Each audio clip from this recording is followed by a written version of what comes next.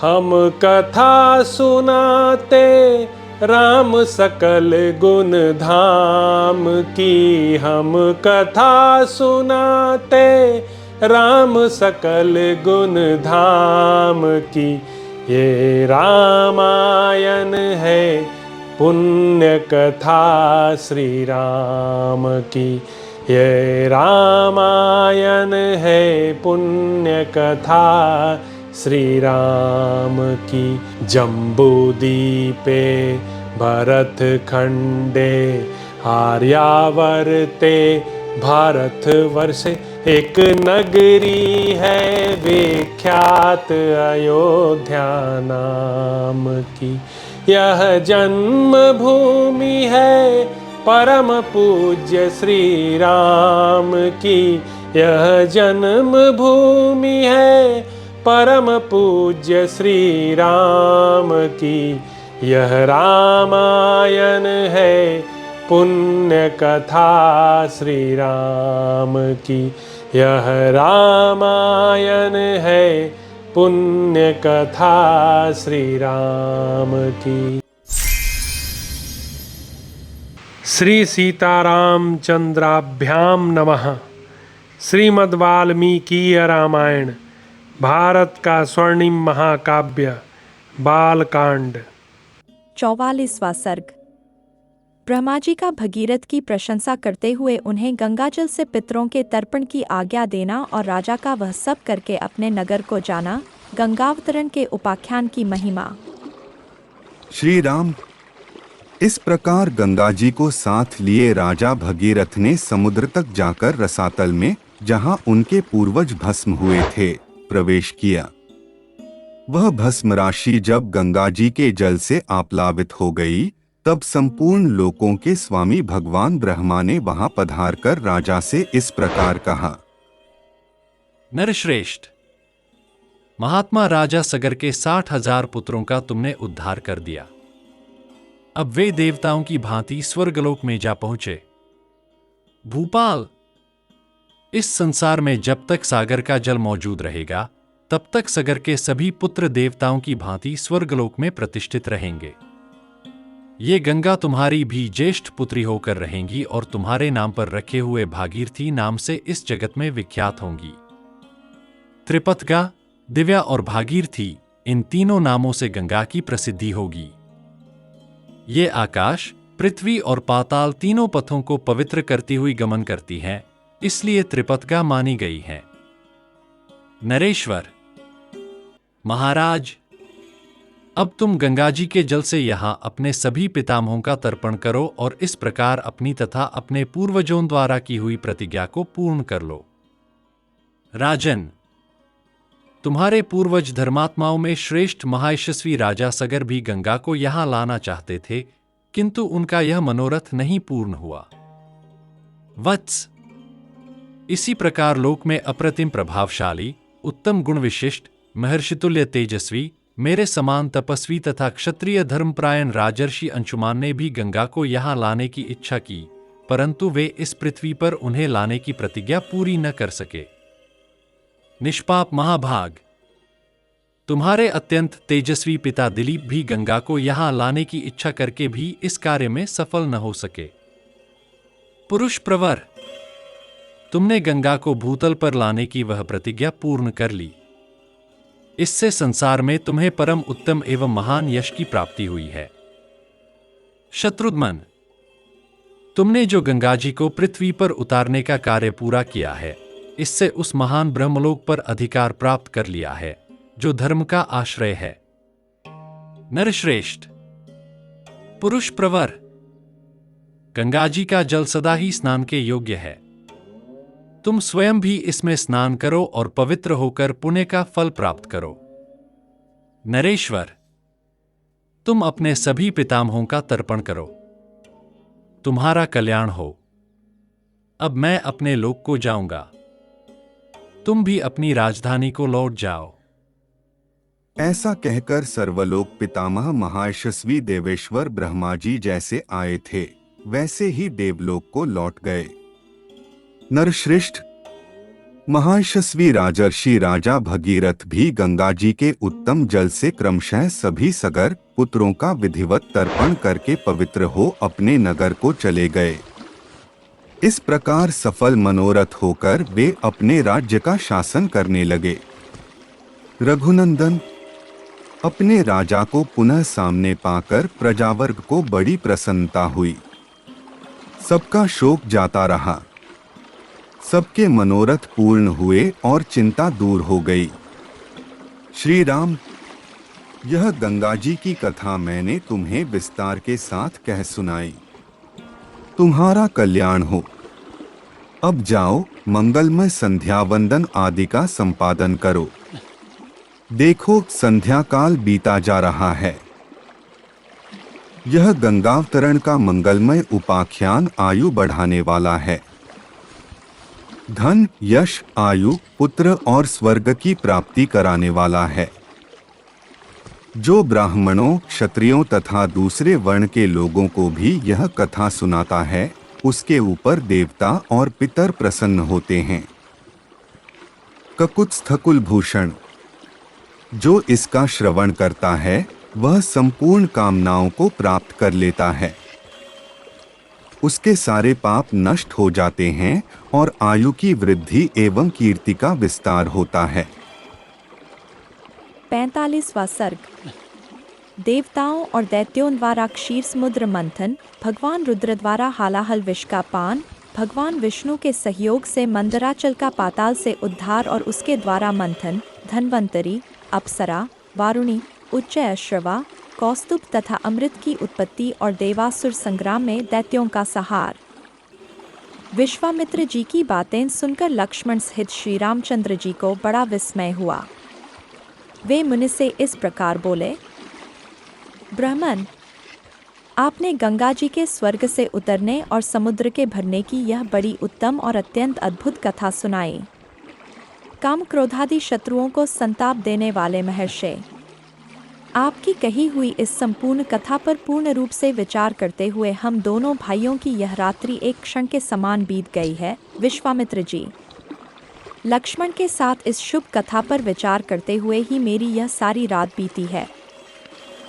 तत्पश्चात निर्मल प्रभातकाल उपस्थित होने पर तपोधन विश्वामित्र जी जब नित्य कर्म से निवृत्त हो चुके, तब शत्रुघ्न श्री रामचंद्र जी ने उनके पास जाकर कहा, मुने, यह पूजनीय रात्रि चली गई। सुनने योग्य सर्वोत्तम कथा मैंने सुन ली। अब हम लोग सरिताओं में श्रेष्ठ पुण्यसलीला त्रिपथगामिनी नदी गंगा जी के उस पार चले। सदा पुण्य कर्म में तत्पर रहने वाले ऋषियों की यह नाव उपस्थित है। इस पर सुखद आसन बिछा है। आप परम पूज्य महर्षि को यहाँ उपस्थित जानकर ऋषियों की भेजी हुई यह नाव बड़ी तीव्र गति से यहाँ आई है। महात्मा रघुनंदन का यह वचन सुनकर विश्वामित्र जी ने पहले ऋषियों सहित श्री राम लक्ष्मण को पार कराया। तत्पश्चात स्वयं भी उत्तर तट पर पहुंचकर उन्होंने वहां रहने वाले ऋषियों का सत्कार किया। फिर सब लोग गंगा जी के किनारे ठहरकर विशाला नामक पुरी की शोभा देखने लगे। तदंतर श्रीराम लक्ष्मण को साथ ले मुनिवर विश्वामित्र तुरंत उस दिव्य एवं रमणीय नगरी विशाला की ओर चल दिए, जो अपनी सुंदर शोभा से स्वर्ग के समान जान पड़ती थी। उस समय परम बुद्धिमान श्रीराम ने हाथ जोड़कर उस उत्तम विशालापुरी के विषय में महामुनि विश्वामित्र से पूछा, महामुने, आपका कल्याण हो। मैं यह सुनना चाहता हूं कि विशाला में कौन सा राजवंश राज्य कर रहा है। इसके लिए मुझे बड़ी उत्कंठा है। श्रीराम का यह वचन सुनकर मुनिश्रेष्ठ विश्वामित्र ने विशालापुरी के प्राचीन इतिहास का वर्णन आरंभ किया। रघुकुल नंदन श्री राम, मैंने इंद्र के मुख से विशालापुरी के वैभव का प्रतिपादन करने वाली जो कथा सुनी है उसे बता रहा हूँ, सुनो। इस देश में जो वृत्तांत घटित हुआ है उसे यथार्थ रूप से श्रवण करो। श्री राम, पहले सत्ययुग में दिति के पुत्र दैत्य बड़े बलवान थे और अदिति के परम धर्मात्मा पुत्र महाभाग देवता भी बड़े शक्तिशाली थे। पुरुष सिंह, उन महामना दैत्यों और देवताओं के मन में यह विचार हुआ कि हम कैसे अजर, अमर और निरोग हों। इस प्रकार चिंतन करते हुए उन विचारशील देवताओं और दैत्यों की बुद्धि में यह बात आई कि हम लोग यदि क्षीरसागर का मंथन करें तो उसमें निश्चय ही अमृतमय रस प्राप्त कर लेंगे। समुद्र मंथन का निश्चय करके उन अमित तेजस्वी देवताओं और दैत्यों ने वासुकी नाग को रस्सी और मंदराचल को मथानी बनाकर क्षीर सागर को मथना आरंभ किया। तदंतर 1000 वर्ष बीतने पर रस्सी बने हुए सर्प के बहुसंख्यक मुख अत्यंत विष उगलते हुए वहां मंदराचल की शिलाओं को अपने दांतों से डंसने लगे। अतः उस समय वहां अग्नि के समान दाहक हालाहल नामक महाभयंकर विष ऊपर को उठा। उसने देवता, असुर और मनुष्यों सहित संपूर्ण जगत को दग्ध करना आरंभ किया। यह देख देवता लोग शरणार्थी होकर सबका कल्याण करने वाले महान देवता पशुपति रुद्र की शरण में गए और त्राहि की पुकार लगाकर उनकी स्तुति करने लगे।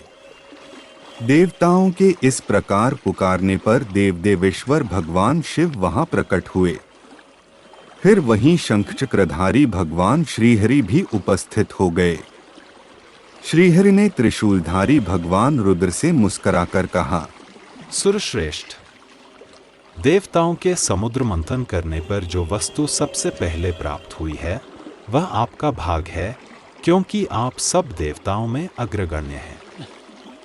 प्रभु, अग्र पूजा के रूप में प्राप्त हुए इस विष को आप यहीं खड़े होकर ग्रहण करें।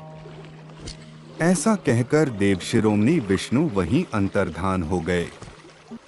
देवताओं का भय देखकर और भगवान विष्णु की पूर्वोक्त बात सुनकर देवेश्वर भगवान रुद्र ने उस घोर हालाहल विष को अमृत के समान मानकर अपने कंठ में धारण कर लिया तथा देवताओं को विदा करके वे अपने स्थान को चले गए। रघुनंदन, तत्पश्चात देवता और असुर सब मिलकर क्षीरसागर का मंथन करने लगे। उस समय मथानी बना हुआ उत्तम पर्वत मंदर पाताल में घुस गया। तब देवता और गंधर्व भगवान मधुसूदन की स्तुति करने लगे।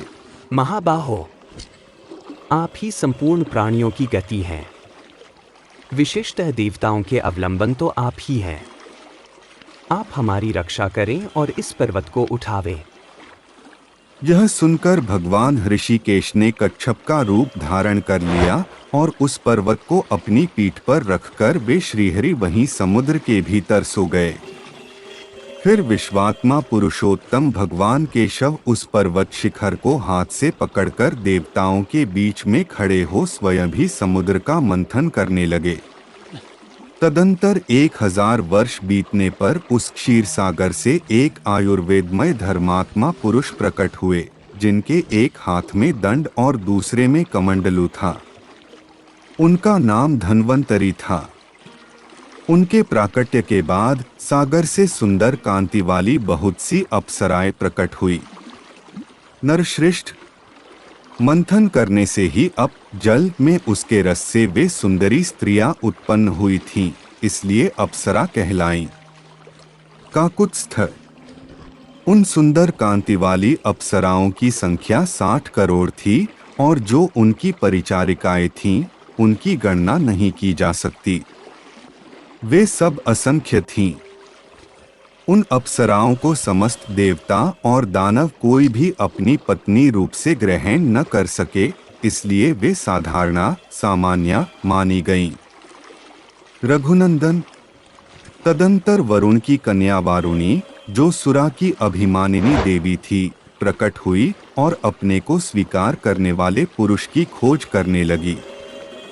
वीर श्री राम, दैत्यों ने उस वरुण कन्या सुरा को ग्रहण किया, परंतु अदिति के पुत्रों ने इस अनिंद्य सुंदरी को ग्रहण कर लिया। सुरा से रहित होने के कारण ही दैत्य असुर कहलाए और सुरा सेवन के कारण ही अदिति के पुत्रों की सुर संज्ञा हुई। वारुणी को ग्रहण करने से देवता लोग हर्ष से उत्फुल्ल एवं आनंदमग्न हो गए। नरश्रेष्ठ, तदंतर घोड़ों में उत्तम उच्चैःश्रवा मणिरंत कौस्तुभ तथा परम उत्तम अमृत का प्राकट्य हुआ। श्री राम उस अमृत के लिए देवताओं और असुरों के कुल का महान संहार हुआ। अदिति पुत्र दिति के पुत्रों के साथ युद्ध करने लगे। समस्त असुर राक्षसों के साथ मिलकर एक हो गए। वीर देवताओं के साथ उनका महाघोर संग्राम होने लगा, जो तीनों लोकों को मोह में डालने वाला था। जब देवताओं और असुरों का वह सारा समूह क्षीण हो चला, तब महाबली भगवान विष्णु मोहिनी माया का आश्रय लेकर तुरंत ही अमृत का अपहरण कर लिया। जो दैत्य बलपूर्वक अमृत छीन लाने के लिए अविनाशी पुरुषोत्तम भगवान विष्णु के सामने गए, उन्हें प्रभावशाली भगवान विष्णु ने उस समय युद्ध में पीस डाला। देवताओं और दैत्यों के उस घोर महायुद्ध में अदिति के वीर पुत्रों ने दिति के पुत्रों का विशेष संहार किया। दैत्यों का वध करने के पश्चात त्रिलोकी का राज्य पाकर देवराज इंद्र बड़े प्रसन्न हुए और ऋषियों तथा चारणों सहित समस्त लोकों का शासन करने लगे।